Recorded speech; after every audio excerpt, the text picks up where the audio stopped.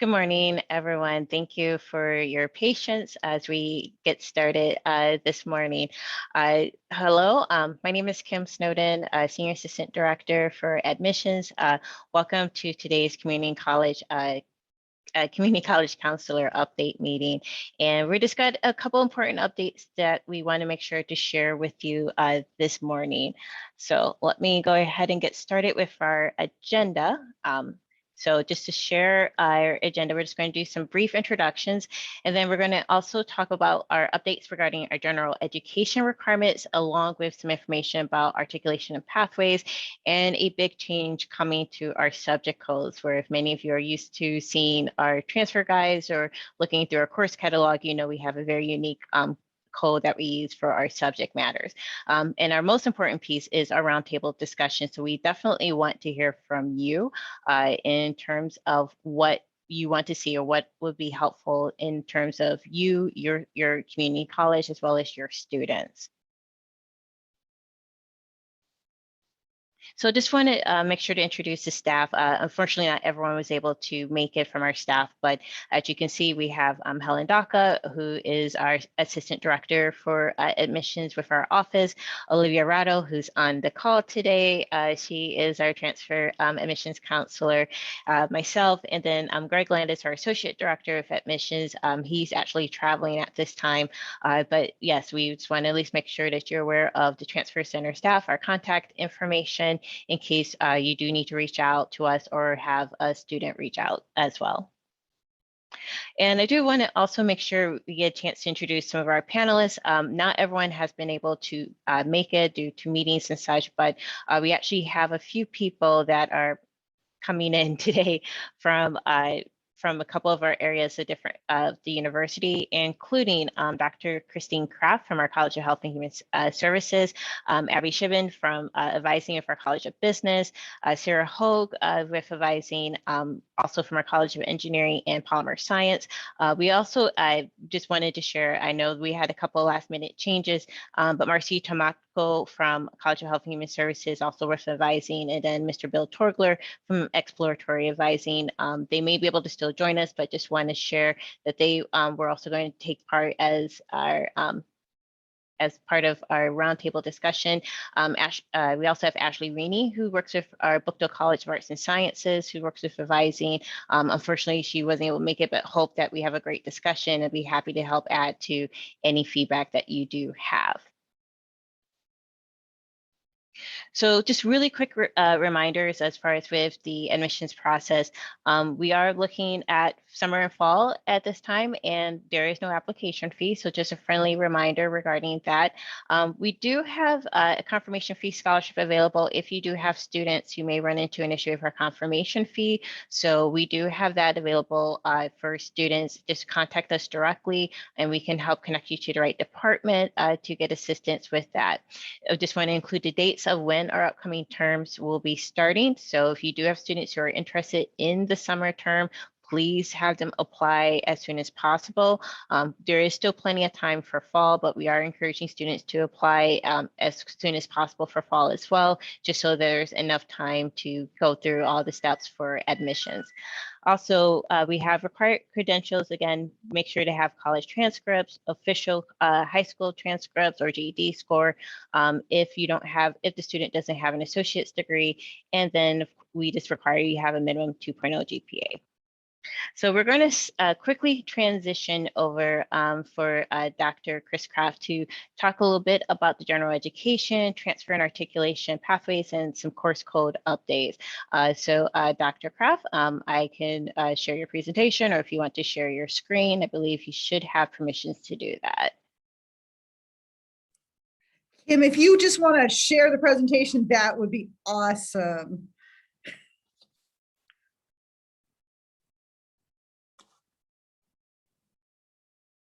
One less thing I have to try to figure out how to do.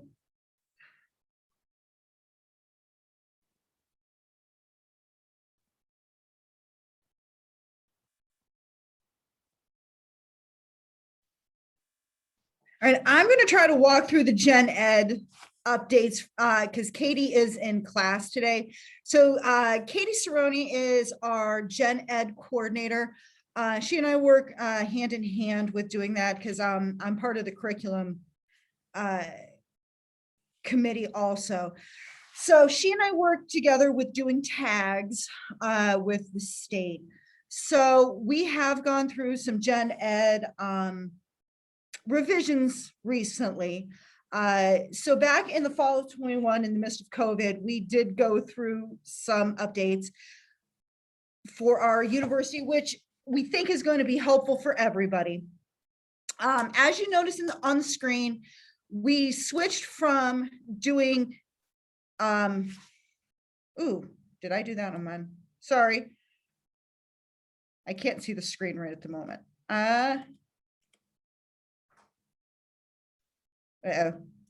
Sorry, I have technical difficulty. This is why Kim is showing things and not me. No problem. So- We're actually on the side talking about the changes of the Yeah, general I found education. this. Okay. My mouse is sensitive and it moved things on mine. So on the screen, you'll notice that on the foundation, we switched from doing the tiers to what we call foundations, breadth of knowledge, diversity, and the integrated and applied learnings. And that was because our faculty found this difficult to follow through. And I'm sure everybody in other universities and colleges found this difficult also. So the academic foundation stayed the same. We just removed the tiers and we still have the same credits there. The quantitative reasoning did change from math, stats, and logic. And we'll talk about this on a different slide also, because we did remove, there's a course that changed in there too. But with math, stats, and logic, we felt that not everybody does require a math or a stats class. And again, we'll talk about this in a little bit. Under disciplinary areas, we now call this a breadth of knowledge. The classes still do stay the same. We do require the arts and humanities, the natural science, and we do require a lab in there, and then the social sciences. Under tier 3, what we did remove was the tag verbiage, because this does cause some confusion with the official tag designation at the state level. The classes are still there, the domestic diversity, which we still require, and then the global diversity. What did change is we no longer require a critical thinking course. What we require is either a complex, what we now call complex issues facing society, which used to be complex systems, or a capstone course, which the capstone course is great because this now can be within the major. Our engineering department has been fantastic at getting this within the major. Our nursing department has been great at getting this approved within the major. So we're seeing more and more getting this through our curriculum system. So this does help decrease the number of credits within a programmatic course. So you're going to be seeing more and more getting this through the system. I'd like to pause. Does anybody have questions about this, the complex issues facing society or the capstones? I don't want to move on if somebody has a question at this juncture, because I know this can be somewhat confusing, because Katie and I get a lot of questions about these classes right through there.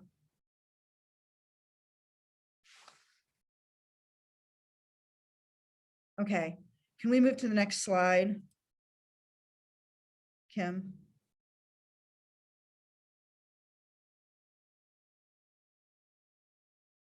This class, the 3600-170, the Introduction to Logic, this class is going to be moving to the new Math, Stats, and Logic Gen Ed. For this current academic year, it's currently in the humanities. Starting next in the academic year 22-23, it now is going to be in the Math, Stats, and Logic Gen Ed. This is going to prove to be somewhat difficult switch. Who fits this class? If you have a student who's in an arts or social science, humanities major, this class, this introduction to logic class, is a great fit for this gen ed. If you have a student who is in an engineering or a nursing or a medical major, a pre-med, a biomed engineering, a biology pre-med, if somebody is required to take a math gen ed, this is not the class for them. They need to stick with their math for everyday life, their basic stats, their calc sequence, their business. If they're a business major, they still need to be taking their math class. They need to be taking that math class for this gen ed requirement. They should not be taking that introduction to logic class. Hopefully that makes sense, and hopefully that's gonna figure out who needs to go where. Does anybody have a question on that?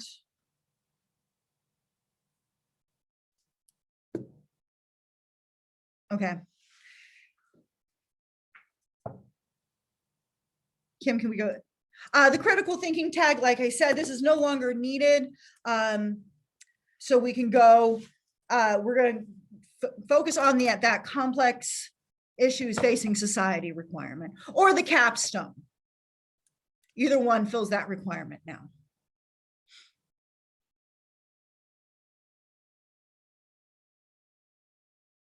All right, next. All right, we can go to the next slide, Kim. And again, we removed the tag, and we're focusing now on tiers because of the confusion we had with the state. We still require domestic diversity and global diversity. And sometimes we're able to, well, quote, double dip. We encourage you to do that. Biomedical ethics is one course. There's some cultural diversity courses that you're able to double dip with.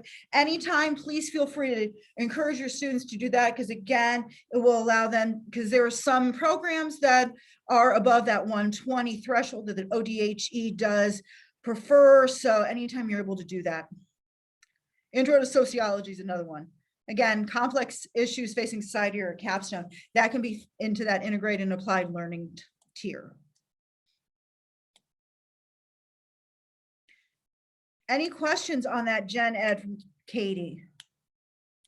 If you have any questions, feel free to reach out to either Katie or myself. And there's Katie's email. She is our director of gen ed. She is the guru around here on gen eds. We love her. Somebody has to be the guru. And that's what Katie, that we love her for that. And again, we have a round table at the end, so please feel free. All right, our articulation and pathway updates. We're happy to tell you that we are back trying to establish more of them in the past year. We're reestablishing some connections we may have been neglecting over the past 2 to 3, 4, 5 years. We're happy to get to know everybody again. Looking at Tri-C and Stark State and LCCC. We're happy to get to know you guys again. And thank you for working out the bugs with us. We're noticing that some things have not been looked at for a few years. To those of you who are getting to know North Central State, Eastern Gateway, thank you for reaching out to us. With that, we're establishing new MOUs. We're looking at making new academic pathways. Yeah, Helen is awesome. We do like her. Kim, can we go to the next slide too? If we haven't reached out to you yet, please feel free to reach out to me. We'll get to my email and my phone number. What we're trying to do is trying to make an easier transition for all of our students from our community colleges to the 4-year. We all know that that is the the end goal. We want to make sure that our students have the best pathway from the community college. We want to make sure that their transition is as easy and seamless. We know that in the past it has not been that. And we know that there are bugs. We know that there has been some bumps in the road. We know that there still are some bumps, and we need to figure out how to fix that. One of the things we need to do is identify the pathways. If we don't have the pathways created, we need to figure out which pathways need to be. For example, Helen and I were just talking yesterday. She said, maybe we need to identify, maybe we don't know what some of those pathways are. So for example, healthcare administration is a pathway. What could it be? Health. So maybe our medical assistants need that bachelor's degree to grow into their next position. Our search techs need that bachelor's degree to grow into that next position. Some of our business majors, they need that business administration bachelor's to grow into their next position. I threw down social work, so many different people and professions can grow into a social work, whether it be human services or corrections can grow into social work, and corrections can grow into criminal justice. Paralegal can grow into criminal justice. I know Abby and I have been working on so many things can grow into our new online business degree and sports analytics degree. So there's so many things that we have that we just don't know that can work into our bachelor's degree from our community colleges. We just have to sit and look at it. And that's what we're willing to do. Sarah's been working on some things with Belmont and with, there are some things over, I know at Stark State and at Tri-C. So we just need to sit down and work with our faculty at our community partners and at the University of Akron. And we just need to take the time to do it. So our transfer team is amazing, whether it's Olivia or it's Helen and it's Kim. I can't tell you how great they all have been to work with. So they've welcomed me with open arms, and I know they're really trying to work with everybody, and they have been amazing. So I encourage everybody to reach out to them. Everybody here has been just amazing with the students. So please reach out to me and I will connect you with everybody here that at the University of Akron. I can't say enough about how awesome everybody is. So what questions do you have for us as we start working on these transfer pathways? Before we move on to some other stuff, what questions do you guys have for us from our community partners? Is there anything at this point?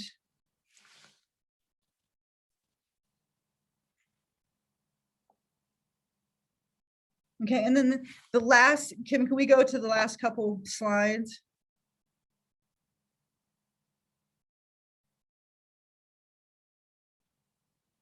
Paul, we'll get to your question in just a minute to reflect the changes.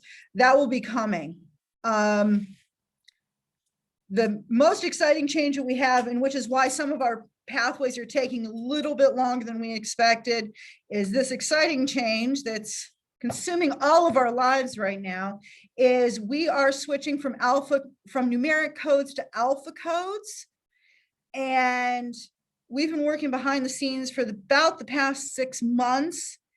And this will officially take place on June 1st or thereabouts. And for example, English has always been 3,300, and soon it will be ENG. And for example, another example is biology has always been 3,100, and it will be BIOL. Stats has always been 3450 and it will be STAT. So we're in the process of switching. There will be a website for all the crosswalk for everybody to have. When that is, we'll be able to publish that for you. TED will be updated at that point too.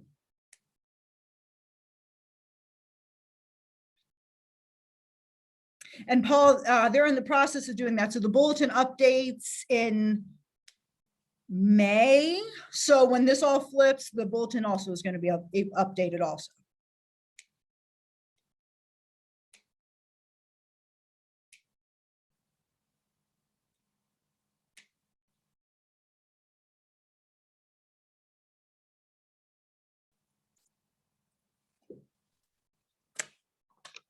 Thank you, Chris, or Dr. Kraft, to share that information with us. We're actually now ready to go into the probably an important part, which is where we want to hear from you. This is an opportunity for you to share your questions. You can easily put your questions you have in the chat and we'll be able to answer it that way. If you wish to speak, you can use the raise hand option and we can unmute you if you do have any specific questions that you do have to ask. So please be sure to share at this time any questions you have. We do have some question prompts as well if to help start the discussion also. Looks like we have a question from Paul Wells in the chat. He said, will the 2020 English courses like 121 English also switch or only 3300?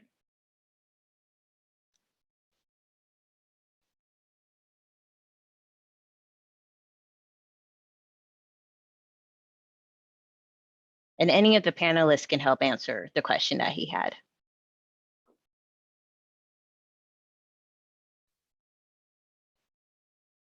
The 2020, this is Sarah from Akron. The 2020s were converted to the 3300s about 2-3 years ago whenever we did the reorg.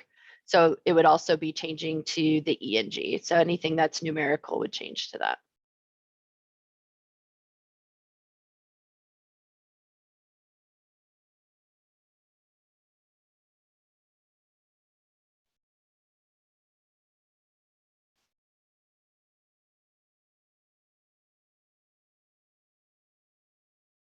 Okay, well, we'll go to a couple of discussion prompts maybe to help keep the conversation going. And if the panelists want to share their screen or so, you're welcome to do that in case questions do come up. So just again, wanting to hear from you, and we're going to do our best to pretty much unmute folks. So I'm going to try to go through and allow people, oh, I forgot to, sorry. Basically allow people the opportunity to chat if they do have questions as well. So just going to add that opportunity, but just want to ask, what type of academic programs are your students looking for? What type of support do they need to be successful? And it looks like we do have, okay, I do see a hand raised, looks like from Jamie Zoller. Are you able to unmute?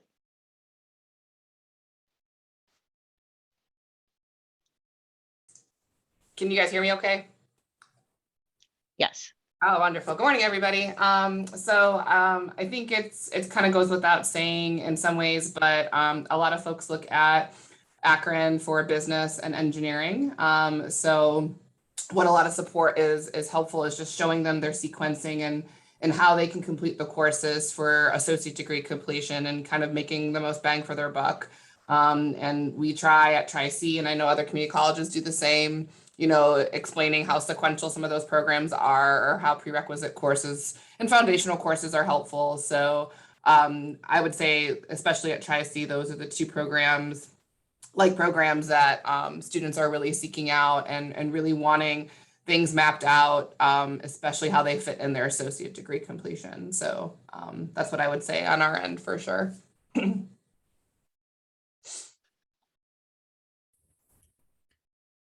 Hi, Jamie. I'm Dr. Scheiben. I'm the Director of Academic Programs for the College of Business at Akron. Are there associate degrees at Tri-C for business that would be helpful? Because we have like 16 different majors, so I'm never Right, sure what's right. good to map out. Yeah, so I think we always encourage degree completion, and I think our General Associate of Arts, particularly for business, Yeah. usually is the best fit. We obviously offer a lot of applied degrees in marketing, accounting, business management, HR, so on and so forth. We try to help students understand that obviously those programs, they're not getting a lot of the gen eds, which a lot of four-year schools like Akron need. So we try early on to educate them the best plan. Tri-C also offers an Associate of Arts with a business focus. So sometimes that's a little bit better to help them, especially with the math that's necessary. And we also try to help them understand the OGTPs, obviously, within business particularly. So if we started with the General Associate of Arts for business and tried to map things out from there, do you think that would be a good place to start? Yeah, either that or just a General Associate of Arts. I know that other institutions like Cleveland State, depending on the math sequencing, particularly for business, and completion, sometimes students are just closer and being done, and that might just be more of a attractive thing, to get whatever is necessary to get the associate's degree to then move on to the next step if necessary. But the hope is that they obviously coordinate the transfer classes as best as they can in their associate degree, so that they're packaging that up nice and tight and pretty before coming on over. But either or, I know Jessica's on the call from ATPL with Tri-C, so conversations of either the AA from business or the AA, just depending on what the requirements are for most of your business majors. Awesome, thank you, Jamie. And Yeah, our good news is that with the exception for finance and economics majors, students will just have to take through algebra. They won't have to take through calculus anymore. So that's our exciting news. So hopefully it'll make it easier for students transferring from a 2-year to a 4-year school. That's great. Thanks for sharing. Appreciate that. Hi, this is Becky Dinnan from Tri-C ATPL. I work with building the pathways. I think I'd be working with Christine, correct? To build those transfer pathways. Yes, ma'am. You and me. Yeah, we haven't talked in a while because I know you were doing your the changing of the subjects. So yeah, but that has consumed my life for the past couple months. Well, OT 36 has consumed mine. So, and we'll probably start to do that again. So now I have downtime. So if you want, we can touch base on that. Usually most of the schools were building the AA in business to their business programs. There are a few schools that have like business studies, not necessarily through AACSB accreditation, but we've been able to build pathways from our applied business degrees for those. So those could be something we could look at as well. So we'll touch base later, but I just wanted to let everybody know those are things that we can do at Tri-C to help build pathways for our students.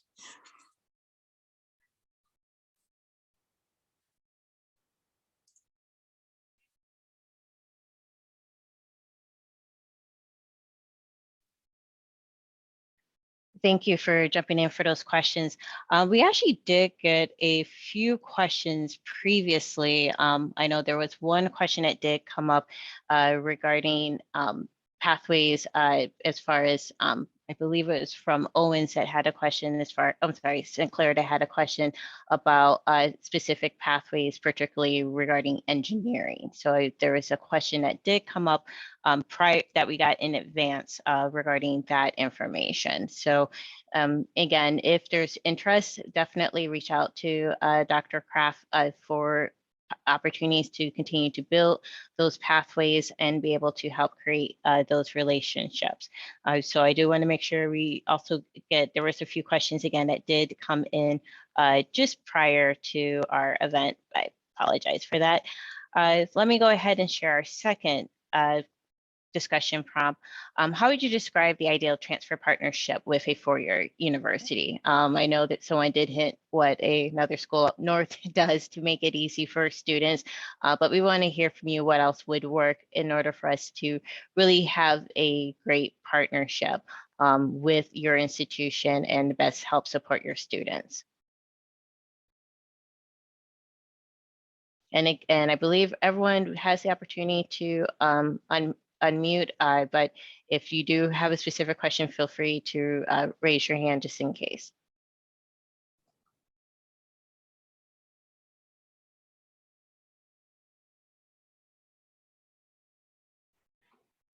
Kim, this is Paul at Stark State again. When I worked on the other side of the desk, when I was at Kent State, I worked at the regional campus across the street from our main campus at Stark State. What I found worked really well on that end was basically working in tandem with the academic advisor. And I get to do this some with Helen. I think it's more of, just on her and I staying on top of students. I don't know if it's a structured or formalized thing, but whenever they can literally just be she kind of laughs when I say this, but when they can be blessing the schedule each semester, so they can say, here's what the Stark State person put me in. How did these transfer? Do they all find a home, or any of these unused, or any of these defaulted to general elective credits for my bachelor's? And so I would see Stark State students sometimes for 3, 4, maybe even 5 semesters before they were even going to be enrolling at us. And before they even began their final semester, they knew exactly where each course was going. Less of a roll of the dice, less of a gamble on whether the 2-year school, whether their Stark State advisor had made every single correct choice on curriculum. Trying to do more than just getting them graduated, but obviously trying to shave off the first 50% of the bachelor's degree. So, and on now working at Stark State, I try to do the same thing possible, having them communicate with their bachelor's degree institution, baccalaureate institution, as early as possible in their enrollment here. Hi, this is Becky Denon from Tri-C. I agree with what Paul said. I have many years of working at a 4-year private school, and many times the 4-year school needs to be working with the students well before they transfer there to make sure the courses they are taking are not just transferable, but useful, as he said, go into your major. But what I do at Tri-C is build the transfer pathways. So we can also do that in a different way, where we can build these course by course, semester by semester pathways. So an ideal partner for what I do now is someone who works with me to build these pathways, and we do it in a quick way so we can get them approved and posted quickly, and then we update them yearly. So that's what I would say is an ideal partner.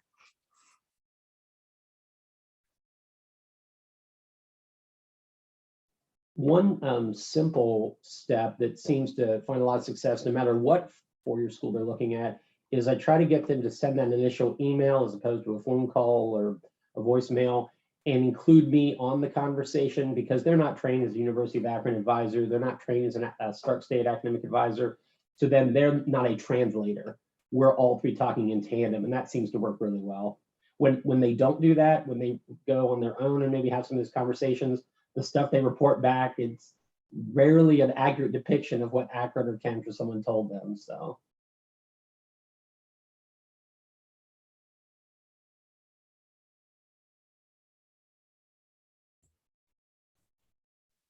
Paul, can I ask a follow-up question? Sure. So I don't know how Stark is set up structurally in terms of your advising, if it's all general advisors or if it's broken out into subject areas, but at least for our business advisors, I can speak for them. I would be happy if there would be ever a day, a few hours this summer where we can go down and just meet with your staff and just have those discussions and build those connections. So that way it's not this like stranger that we're getting an email from. And Becky, I would say the same for Tri-C if you think that that would be beneficial. I know our staff would love a field trip. So, we would be happy to, do that if you think that that would be beneficial. Possibly. We'd be talking about 2 different groups of people, and it'd probably be 2 separate meetings, unfortunately, due to logistics. We would handle academic advising for the first 2 semesters here on the academic advisor side. Then they transition to a faculty advisor for the 3rd and 4th semester, anything basically beyond when they're in the middle of semester 2. So I think the challenge is I think the academic advisors on the staff side try to go beyond and actually try to find things that are going to find that home at their baccalaureate institution. I can't speak for our faculty advisors. We get some kind of mixed reviews from some depending on who their faculty advisor is. I think they're predominantly focused on just getting them graduated. Yes, they're the ones who help build the articulation agreements, and they're the ones that know the course outcomes, but probably would be best served by having a meeting with us on the staff side, but also with faculty advisors, which would include the department chairpersons. Yes, at Tri-C, we have faculty that are counselors or academic advisors. So we would want to try to hook you up with people in that office, but also our transfer centers work with our students on transferring. Back pre-COVID, we used to do workshops where we would invite both groups together, and we would bring in some of our partner schools to give us updates. So we were just talking about that earlier today, hoping to possibly start doing that again. So we could definitely, what we would normally do is invite the transfer office. So Kim would have to make sure she invites business, because that would probably be a good idea, because it sounds like, Jamie's on the ground in one of our transfer centers, and she would be the one to say, yeah, business is important for students going to Akron. So that could definitely happen in the near future, fingers crossed, with COVID and so forth. Yeah, I'll ask him to get your contact information and we can go from there. And, I'm happy to bring donuts or whatever, your people would like, if that helps as well. Would it be helpful for us at Akron, like at least for business, to host your staff or even mainly more so students here? Would they be interested in coming here for something? Would that make it easier for them to help plan things out? Or is it easier for them just to kind of do it one-off, email, etc.? Well, I'm going to turn this over to our transfer centers. They're the ones who do planning for some of our transfer events. So we would just organize, my office would just organize possible partnership updates, but they would be the ones who do the transfer student planning, or student scheduling and planning.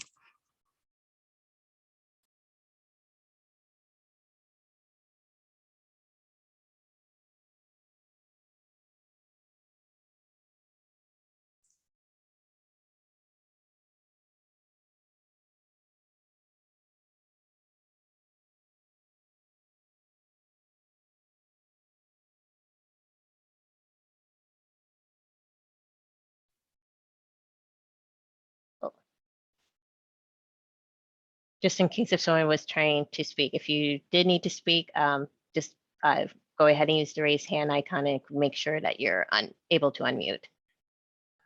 I did think of one other thing with our Direct Connect partnership. We certainly don't want to recreate the wheel. If everything can kind of dovetail into what infrastructure is already there, that obviously would be the most efficient, the least amount of work. So.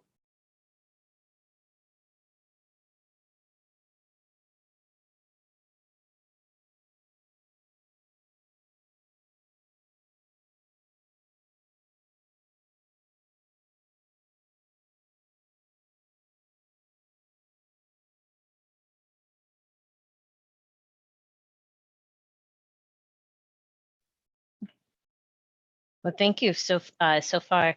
I did, and I apologize. I was trying to pull up the one other question that we did receive in advance, actually from one of our partners at LCC. We probably want to get a little bit clarification in case anyone from the LCC is on the call. Basically, was asking about transfer support. What type? We're assuming you mean what type of transfer support does Akron have? And it was a question of, do we have a transfer center? To help kind of answer that question, yes, we have our transfer student and adult student enrollment center. So students can schedule appointments with the staff to be able to review how credits can transfer in through an unofficial credit evaluation. we can also help with connecting you to the specific colleges if there's a specific major the student is looking at. So that way there's more information as far as how the credits would apply towards the degree. Students also have the opportunity to schedule a tour through our office as well. So we do have those opportunities available. But of course, if there was another type of perspective, because I do understand each 4-year may host a transfer center a little bit differently.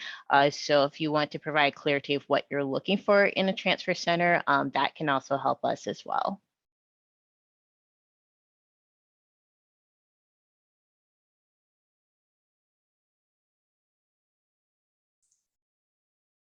Kim, I think what Akron, has been doing with Tri-C for years, the external advising opportunity where students can, meet with you through Tri-C Transfer Center. So just being able to connect from Tri-C Transfer Center to Akron's Transfer Center, and then also being able to let students know what kind of services you offer. And one of those key things is obviously the unofficial evaluation. So just continuing to communicate with students that that's an important aspect of the transfer planning process. And it can really help them both academically and just even time frame wise. So I think what you all have established in terms of services that you offer on the receiving end of a transfer student is the kind of things that our students like to take opportunities with. So thank you for that.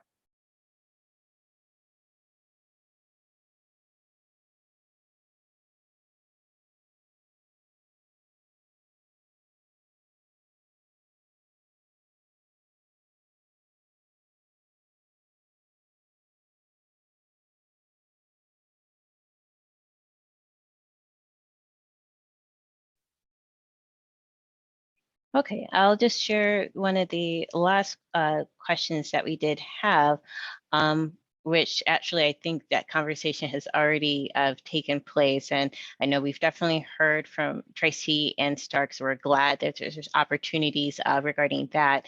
If there's other colleges that are represented and you're interested, please share. You can either share by unmuting, or you're welcome to also just place items in the chat.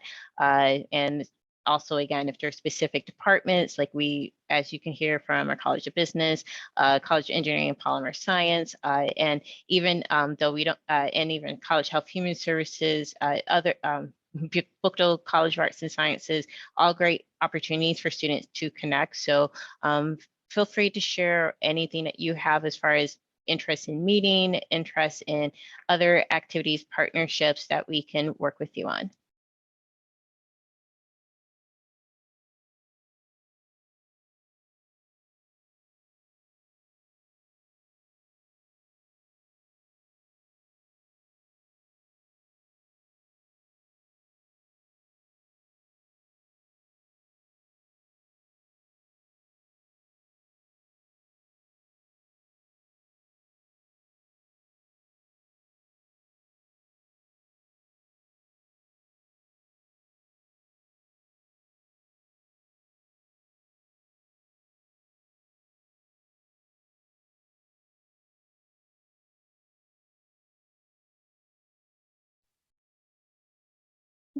Well, is there any other final comments or anything else that attendees would like to share? Any other thoughts regarding the opportunity to connect with the University of Akron? And any questions from the information that was shared earlier regarding the transfer articulation pathways, general education, any questions regarding that information as well?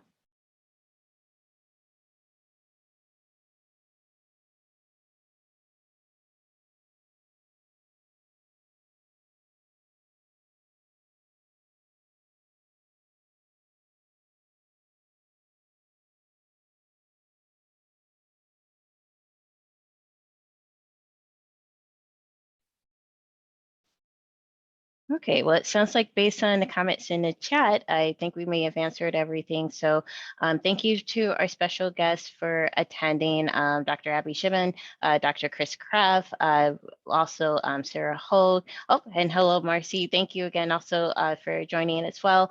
Thank you, Olivia, as well for maintaining a lot of the items as well during the event. We really appreciate your time, and we'll get the recording together to be able to share. Feel free to share these updates with your colleagues also, and we hope that you have a wonderful day. Take care.